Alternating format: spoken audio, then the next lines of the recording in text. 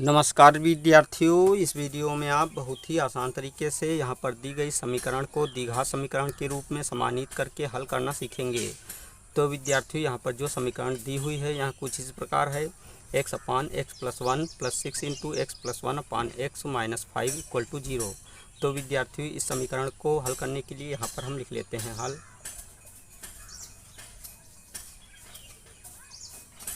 अब हम सबसे पहले इस समीकरण को यहाँ पर लिख लेते हैं, अर्थात x upon x plus one plus six into x plus one upon x minus 5 equal to 0 को इस तरह लिख लेते हैं। अब इस समीकरण को द्विघात समीकरण के रूप में समानित करने के लिए x upon x plus one के स्थान पर y मान लेते हैं। तो यहाँ पर हम लिख लेते हैं माना x upon x plus one equal to y. अब हम यहाँ पर देखते हैं x upon x plus one का व्युत्क्रम x plus one upon x है, तो y का व्युत्क्रम 1 अपान वाई हो जाएगा। तो यहाँ पर हम लिख लेते हैं x plus one upon x equal to 1 upon y. अब हम यहाँ पर नेक्स्ट स्टेप में implies x upon x plus one के स्थान पर y लिख लेते हैं। तो y plus six into x plus one upon x के स्थान पर 1 अपान वाई लिख लेते हैं। तो यहाँ पर 1 अपान वाई लिख लेते हैं। माइनस का 5 लिखकर बराबर का चिन्ह लगाकर शून्य लगा देते हैं।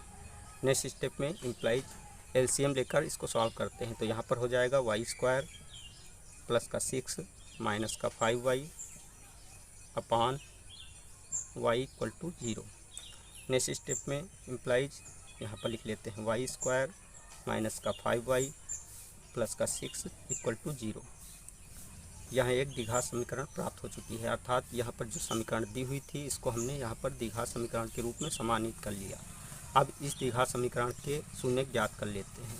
तो विद्यार्थियों, इस द्विघात समीकरण के शून्य ज्ञात करने के लिए हमें करना यह होता है कि वाई स्क्वायर के गुणांक का अचर से गुणा करते हैं। तो विद्यार्थियों, यहाँ पर हम देखते हैं वाई स्क्वायर का गुणांक 1 है। 1 का जब हम अचर पद अर्थात संख्या 6 से गुणा करते हैं तो संख्या 6 ही प्राप्त होती है। तो यहाँ पर हम संख्या 6 को इस प्रकार से लिख लेते हैं। अब हम संख्या 6 को दो ऐसे गुणनखंडों में ब्रेक करते हैं कि इन दोनों गुणनखंडों का जब आपस में गुणा करें तो हमें संख्या 6 प्राप्त हो। और यहाँ पर देखते हैं प्लस चिन्ह लगा हुआ है, अर्थात इन दोनों गुणनखंडों का जब आपस में जोड़ करें तो हमें संख्या 5 प्राप्त हो।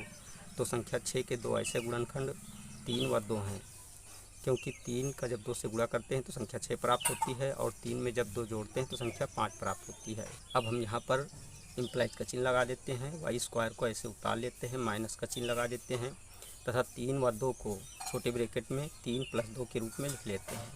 3 प्लस 2 और इंटू के रूप में y को बाहर लिख लेते हैं, अर्थात ब्रैकेट के बाहर प्लस का 6 लिखकर बराबर का चिन्ह लगाकर शून्य लगा देते हैं। अब हम यहाँ पर नेक्स्ट स्टेप में इम्प्लाइज वाई स्क्वायर लिख लेते हैं। अब इस ब्रैकेट को ओपन कर लेते हैं।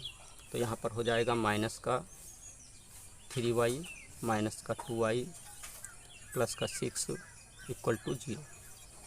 नेक्स्ट स्टेप में इम्प्लाइज इन दोनों पदों व इन दोनों पदों में कॉमन देखते हैं। तो विद्यार्थियों, इन दोनों पदों में कॉमन y है तो y को बाहर निकाल लेते हैं और जो शेष बच जाता है उसको छोटे ब्रैकेट में लिख लेते हैं। तो विद्यार्थियों, यहाँ पर y माइनस 3 शेष बच रहा है तो y माइनस 3 को छोटे ब्रैकेट में लिख लेते हैं। इसी तरह इन दोनों पदों में कॉमन देखते हैं तो माइनस का 2 है तो माइनस के 2 को बाहर निकाल लेते हैं। y माइनस 3 शेष बच रहा है तो y माइनस 3 को छोटे ब्रैकेट में लिख लेते हैं, बराबर का चिन्ह लगाकर शून्य लगा देते हैं। नेक्स्ट स्टेप में इन दोनों पदों में कॉमन देखते हैं, अर्थात पुनः इन दोनों पदों में कॉमन देखते हैं।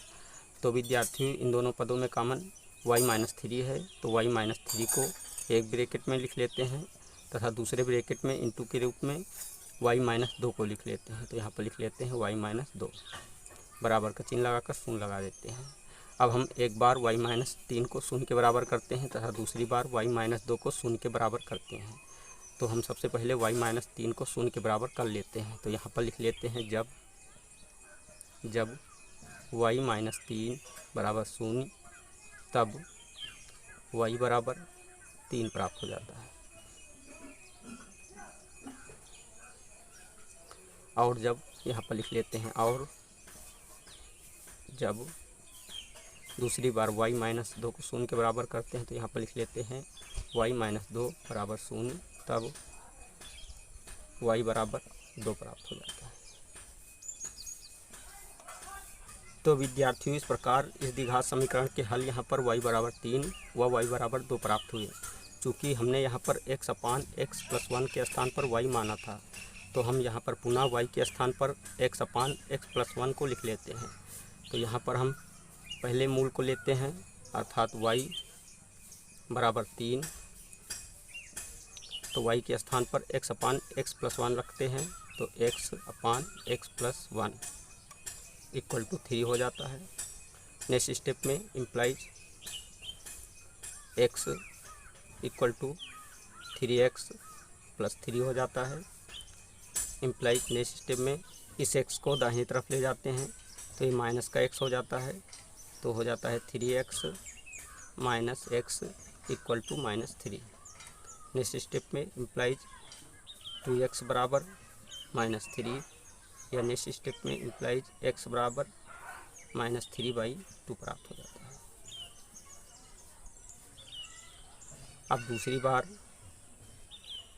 यहाँ पर हम y बराबर 2 लेते हैं जब मूल, तो y के स्थान पर क्या रखते हैं, x अपान x प्लस 1 पुनः, तो x upon x plus 1 equal to 2 लिख लेते हैं।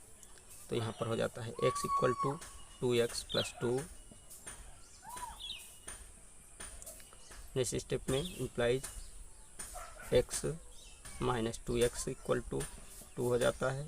नेक्स्ट स्टेप में यहाँ पर माइनस x इक्वल टू 2 प्राप्त हो जाता है, या कह लीजिए x इक्वल टू -2 प्राप्त हो जाता है। तो विद्यार्थियों, इस प्रकार इस समीकरण के हल, या कह लीजिए द्विघात समीकरण के हल यहाँ पर x इक्वल टू -3/2 -2 प्राप्त हुए। यही आंसर है। तो विद्यार्थियों, इस वीडियो में आपने बहुत ही आसान तरीके से यहाँ पर दी गई समीकरण को हल करना सीख लिया है। अगर आपको हमारी वीडियो अच्छी लगी तो हमारी वीडियो को एक लाइक दीजिए तथा चैनल को सब्सक्राइब कीजिए और बेल आइकन को प्रेस कीजिए, ताकि आने वाली ऐसी ही हर वीडियो का नोटिफिकेशन आपको मिलता रहे। जय हिंद।